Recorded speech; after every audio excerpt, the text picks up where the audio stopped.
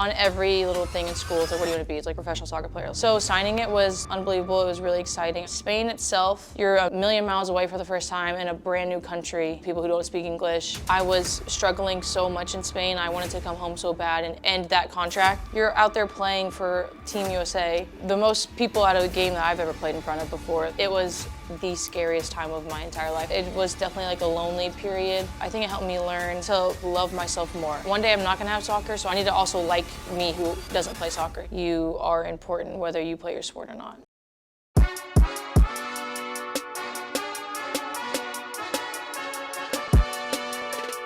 Welcome to the Winners Club podcast. I'm your host, Bryce Wilson, and today I'm here with professional soccer player for Dallas Trinity FC, Haley Berg.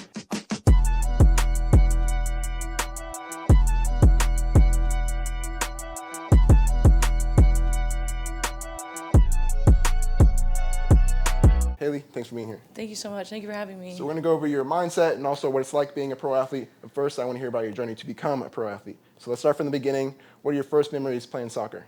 My first memories are my dad being my coach. I started when I was 4. I played for the Lady Longhorns, which is funny because I ended up going to play for Texas, the Longhorns again. If I'm not mistaken, you were committed to UT in 8th grade. Is that true? And then No, yeah, that's true. So was it all talent, or what do you think you did differently to separate yourself from other players? Well, for one, I was playing a year up. So when I was in 8th grade, I was playing with the girls who were already in high school. So there's coaches coming to look at them because like that process is starting up when you get into high school. But like work-wise, I had so many different types of trainings. I had mental training. My parents put me in like a sports psychologist type of person. I had speed training. There was like this guy who used to play in the NFL, and I was in his backyard like slamming tires, like flipping things. I had 2 like individual skills trainers. I'd go to them before games, after games. Like I was doing something like 2 or 3 times every day, like basically the whole week, from like probably like 7 or 8 to when I went to college. Wow. It also paid off because in high school you scored over 100 goals in 2 seasons. Is that true? It is. Yeah, Salina. Yeah, we were a smaller school. Mm-hmm. It was funny, like for those games, we would either like win 10-0 or we would lose. There was really no in between. Or it couldn't have been on talent because you lived up to the hype. So what was your drive to put in the work and make those sacrifices? I think at first I just loved soccer. Like I still love soccer, but I loved it so much. I wanted to play soccer. I didn't really like the gym, all that stuff. I wanted to just play. I wanted to play all the time. Mm-hmm. Like there were some days I went to this place called Paradigm. I still go there now. Shout out Paradigm.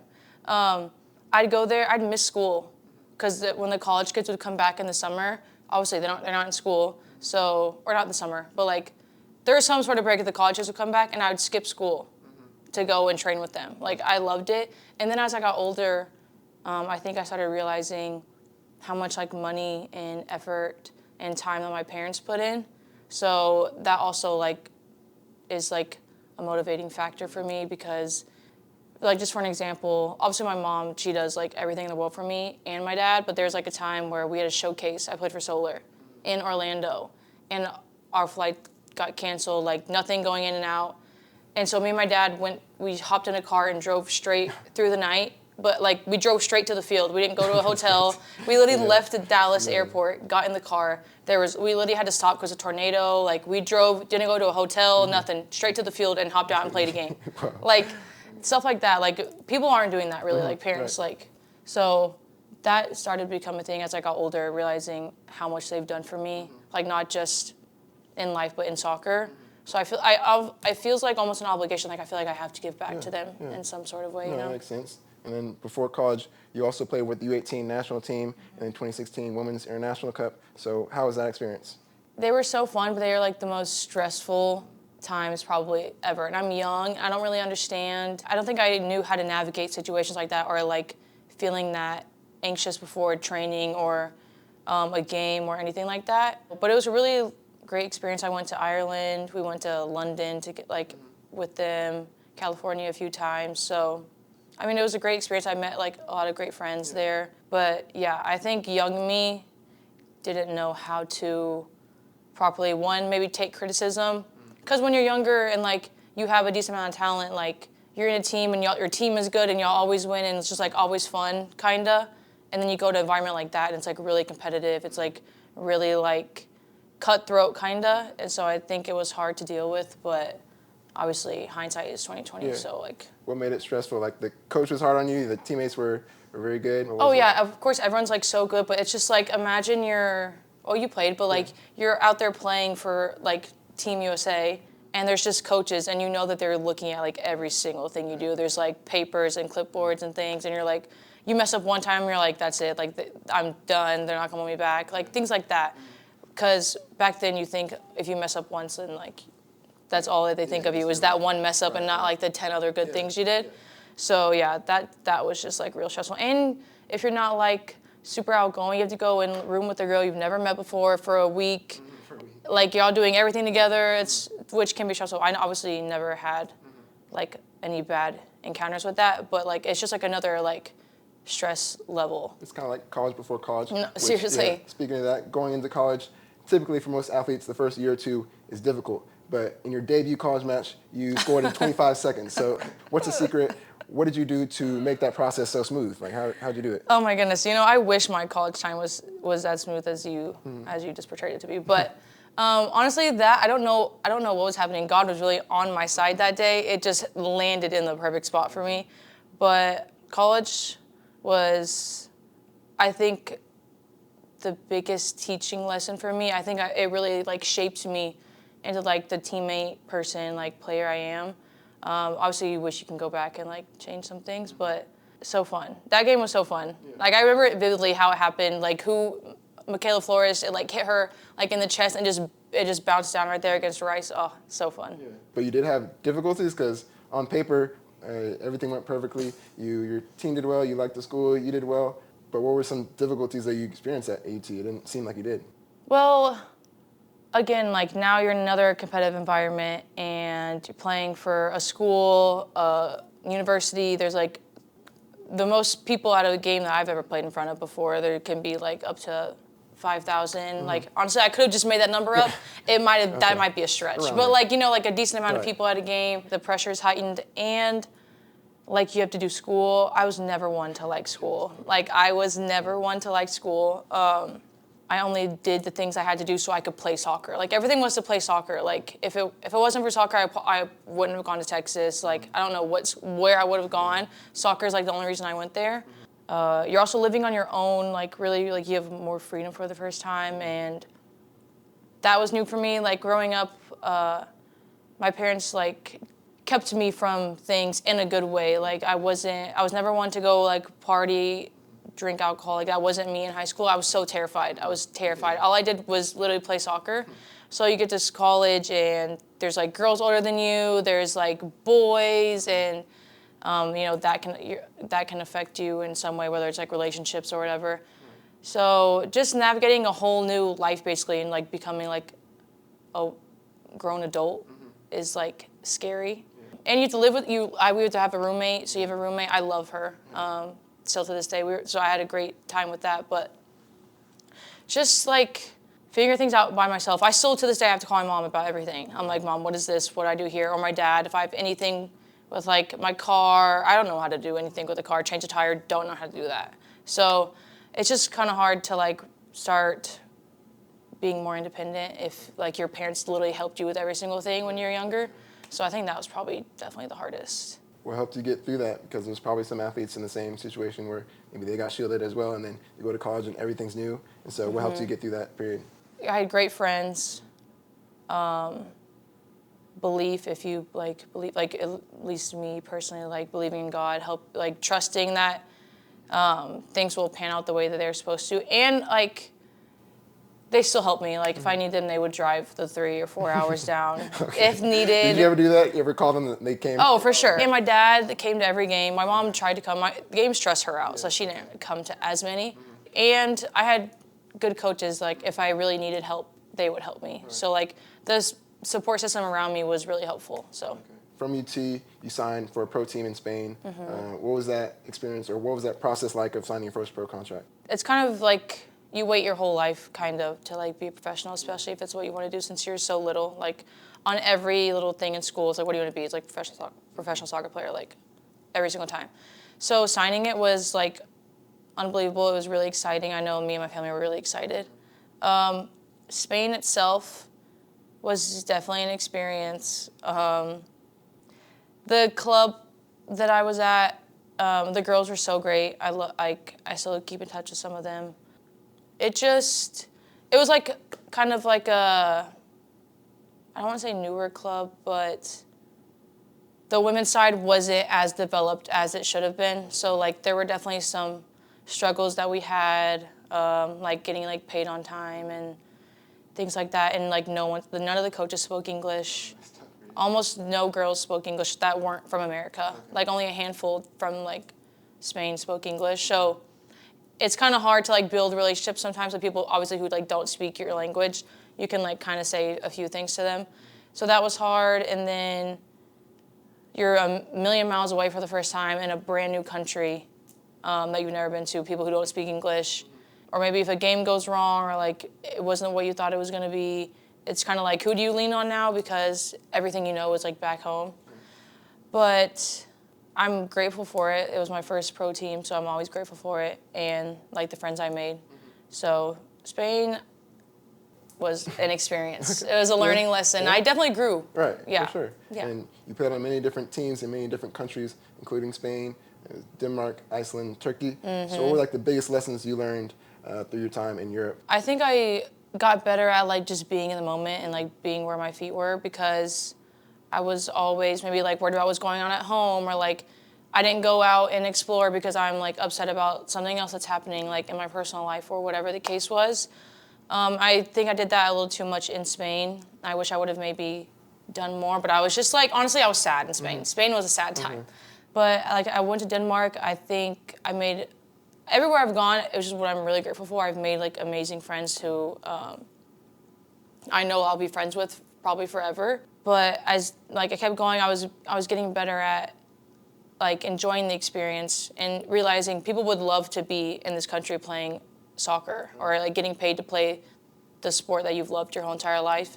So I think that definitely helped me. It helped me get through adversity, I think, in a better way, because when you're younger and you're not really going through it, when it comes, it's like you don't really know how to handle it. You don't know the steps to take, where to look to, how to cope, kind of. Because sometimes if you're at home, you can kind of like distract it. Like you can go be with your friends, with your family, like with your dog. But when you're away and you're kind of alone, you have no choice but to sit in whatever it is that you're struggling with. So I think it helped me learn how to get through them, how to like manage the thoughts, the good and bad. So I think that is like the biggest thing I took from those countries for sure. After Europe, you came all the way back home to Texas, to Dallas Trinity FC. So how's your experience here been so far? Oh, I love being home. I love being home. I love being close to my family, my friends. I'm getting to play with people who I've known my whole entire life.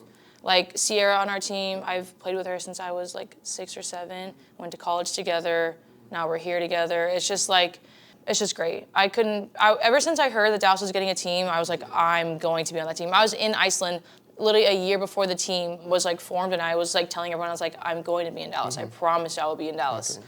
And I prayed about it, manifested it somehow, nice. And I'm here. Because you want to be close to your parents? They couldn't get you in Iceland or what? They actually only got to come to Denmark and see me play one time in all of those. Wow. Yeah, okay. It was so sad. But I also have 3 younger siblings, so like they couldn't just pick up and leave. And we have 3 dogs. It's just like a whole mess. Yeah, okay, that was a bit about your story. Now we can get into your mindset. So first off, do you have any practices you do to take care of your mental health? Like how do you deal with the highs and lows of your sport? Mine is, I picked this up in Iceland because before I don't even know what I was doing, just being sad, I think. But I really like grew my faith when I was in Iceland, like heavy. Like I was like doing like 30-day fasts and like all these things. So there's this guy, this pastor, his name is Jerry Flowers. He's in Houston. I love him. Like I love him so much. I have like 2 notebooks filled like just with his notes. He does this thing called Therapy Thursdays. I literally actually just watched one before I came here. So I watch those and like I take notes, and I watch like these podcasts about like faith and like Christianity and things like that. And it's definitely helped me with my perspective on things.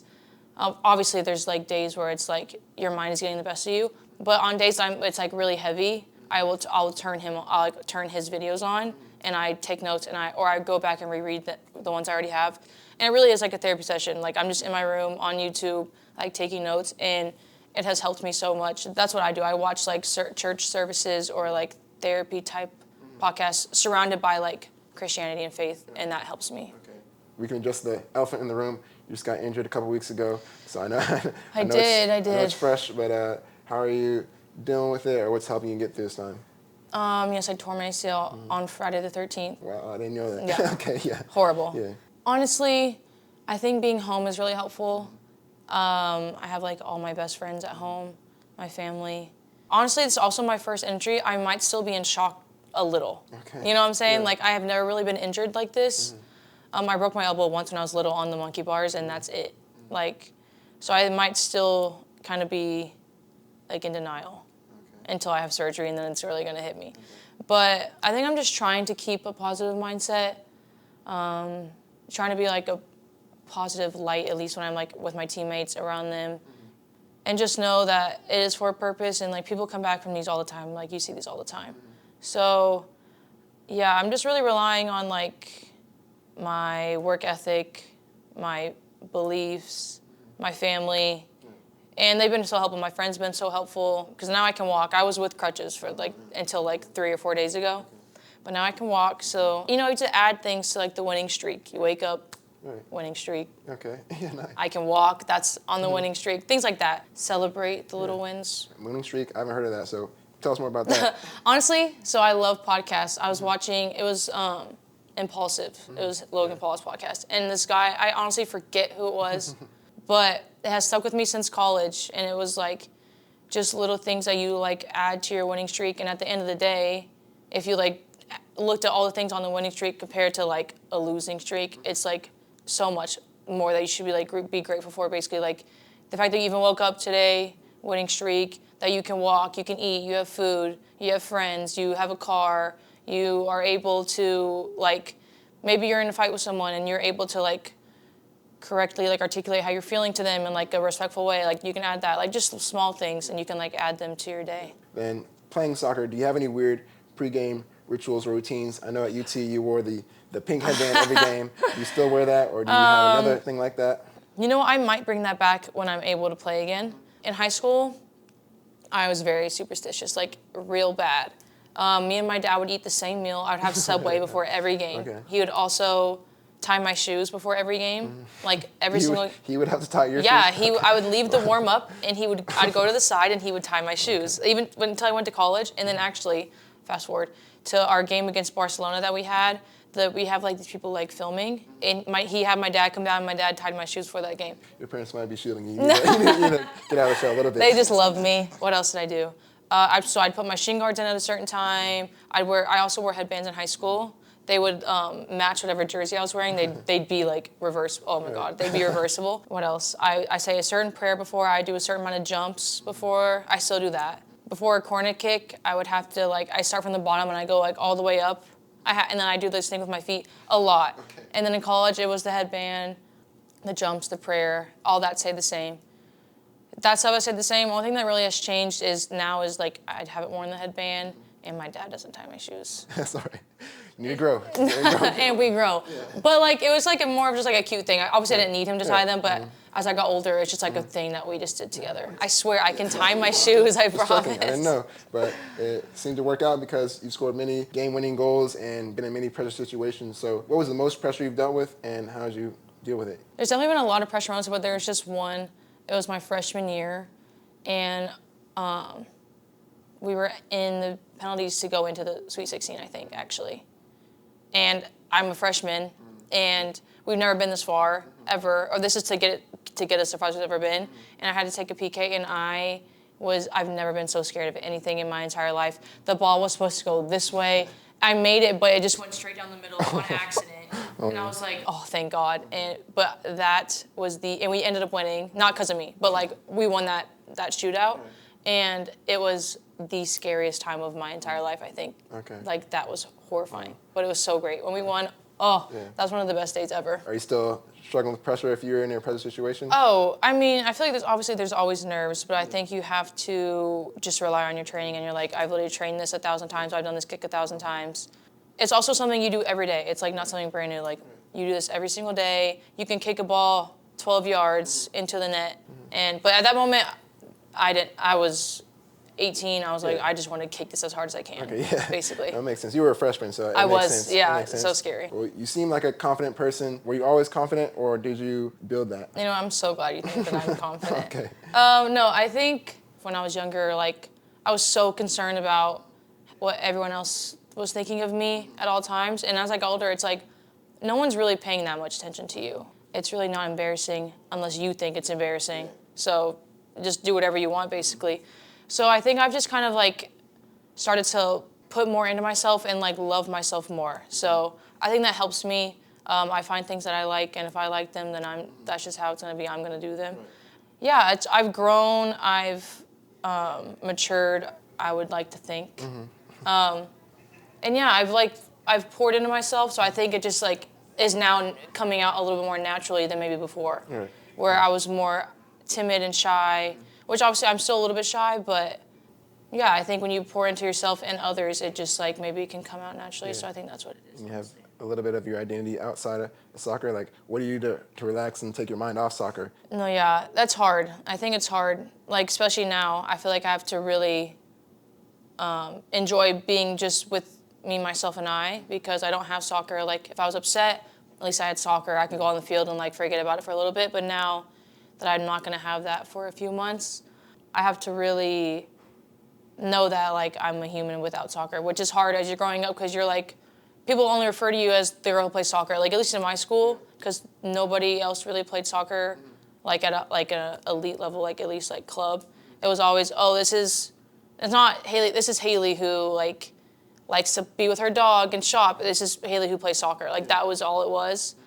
And I think that kind of like got stuck in my head. So when I got older, I kind of had to like reverse it somehow and like also set boundaries. Like, there's been a lot of times where people maybe who I grew up with, that's the only thing they ever wanted to talk to me about or ask me about, and I would have to be like ahead of time, like, I'm not talking to you about soccer today. Like, I can't. I do that with my family too now, because obviously they love it. They love that I play, and my brothers, they played together at DBU. They both play soccer together, and my sister, she's 12, she's playing too.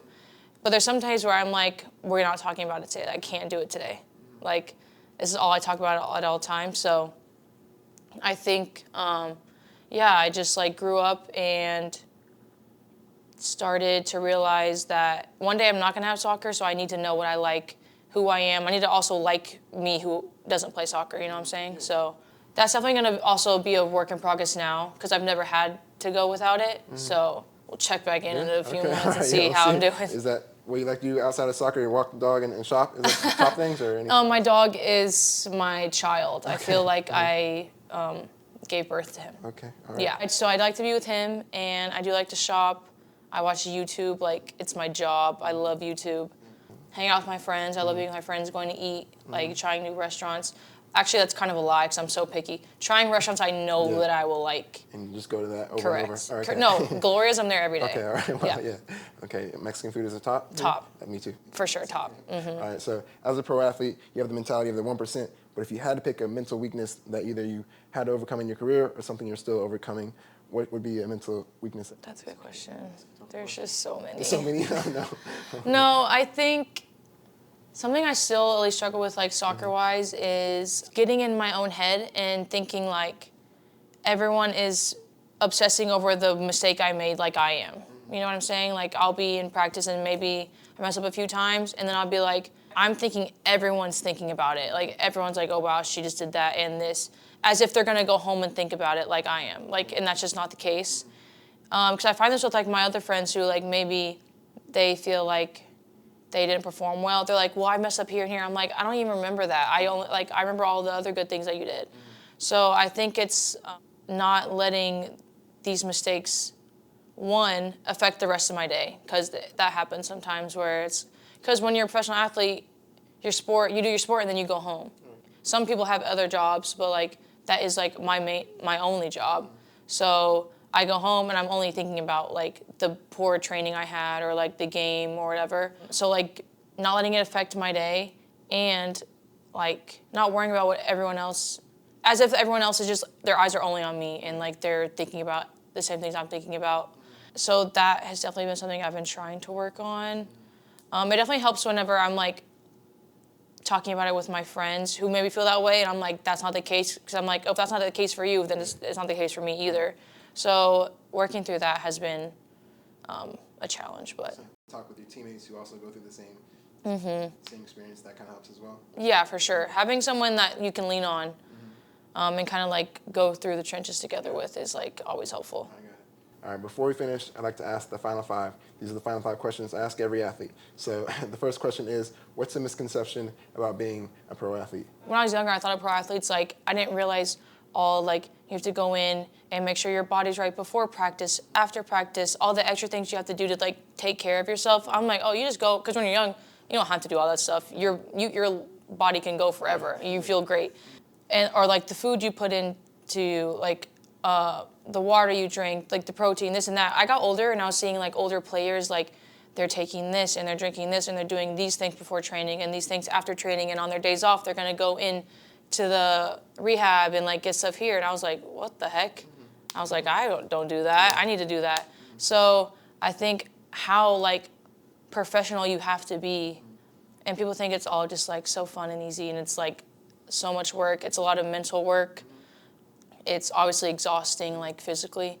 So yeah, I didn't realize how like actual professional you had to be. Also now, but like when I was younger, I didn't realize that. Okay. Second question is, what's a memory that at the time felt like the worst in your career, but now you can look back at it and laugh or see the value in? When I was in Spain, environment as in not the team, but like maybe the people who ran that club, not really knowing how to like handle like a group of women. And I had so many personal things going on when I was in Spain that were just like so heavy, and I was struggling so much in Spain. I wanted to come home so bad and end that contract and just come home with my family, but like I stuck it out. When I look back at that experience now, obviously I feel bad for the girl that was there, like me, like that version of me. I feel bad for her because I didn't know how to handle any of that stuff, but it definitely helped me see things in different lights, whether it was in my personal life or for soccer, and it definitely grew me at least a little bit. Would you like to be open about what happened in Spain to that person, that younger self? Yeah. Like, how would you have handled it differently? I think I would have, honestly, I think I would have came home, because I've learned now, like I remember I was in Iceland, and there was a girl there, one of my really good friends, and she was very unhappy. They were treating her not the way she had expected it to go. And she was like, I don't actually have to deal with this. I can go home. Like I'm an adult. Like if this is not what I want it to be, then I can leave. I wish I would have done that, but I thought I had to stay. I should have like put like my sanity, honestly, first and went home. But as for what it was just like relationship things, just girly stuff. But it was heavy at the time, and it was definitely like a lonely period. But we pushed through, and we're here. There you go. And so now, what's the best memory of your career? Honestly, it might be that time that we won the penalty shootout to go to the Sweet 16. Like, that was so fun. There's so many games I have in college that were so fun I can think of, and I know every single play, goal, I know everything about. But I'll probably say that. And that season was just so fun. We were like 13-0, like a crazy record that it was like the first team to do it there. So probably that. And what's some advice you would give to a younger athlete that wants to be in your position? I'd probably circle back to knowing that outside of your sport, you are just as important. Knowing that one day when the sport is gone, like you still matter to your friends, your family, to society, like in general, because it can feel like, well, if I don't produce here, then really what is my purpose? But the fact that everyone does have a purpose outside of their job, their like relationship, whatever the case may be, and to ask for help. I feel like I never used to ask for help when I was younger or in college, or if I was like struggling, I was like, oh, I'll just get through it. But no, like being able to ask for help, get into therapy if that's what you like. I think everyone needs some therapy, honestly. If you do like believe in a higher power, like putting your time into that, leaning on your friends, but definitely the fact that you are important whether you play your sport or not. That's good advice. All right, last question. How do you define the word winner? A winner to me is like they work hard all the time even when no one's around, and they are someone you want to be on the same team with. There are a lot of great people I played with where I love to be with them because they make me better, they encourage me, they push me, they don't cut corners, things like that. So I think that definitely what makes them a winner.